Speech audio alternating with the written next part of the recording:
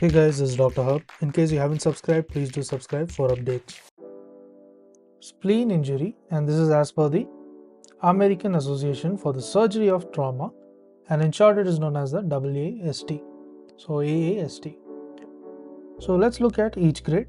So grade 1, we are writing as G1. So this is where the laceration, so there is a laceration. So this laceration is going to be less than 1 centimeters. And then comes the presence of the subscapular hematoma. So there is presence of the subscapular hematoma, and this is going to be less than 10% of the SA. SA means the surface area. So this was about the grade 1. Now moving on to grade 2. Grade 2 we are writing it as G2. So grade 2 means there is a laceration. So this laceration is going to be about 1 to 3 centimeters. In grade 1 it was less than 1 centimeters. Here it is 1 to 3 centimeters.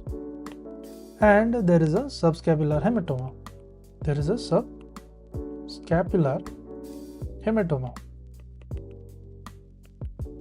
So here the subscapular hematoma is about 10 to 50%. So this is 10 to 50%. And this is of the surface area. Whereas in grade 1 it was laceration less than 1 centimeters and the subscapular hematoma being less than 10% of the surface area. Then we move on to G3. G3 means there is a grade 3.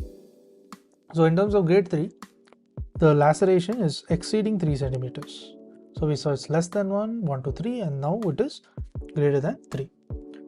So here there is a subscapular hematoma. There is a subscapular. So there is presence of subscapular hematoma.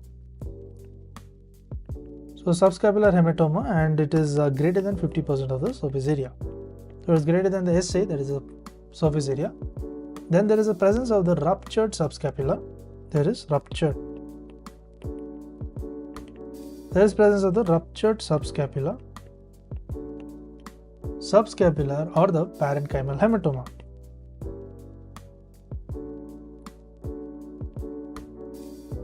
So there is ruptured subscapular as well as a parenchymal hematoma.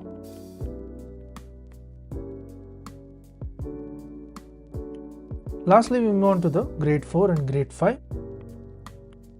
So in terms of the grade 4, there is a segmental or hilar vascular injury, or the hilar vascular. So it is a hilar vascular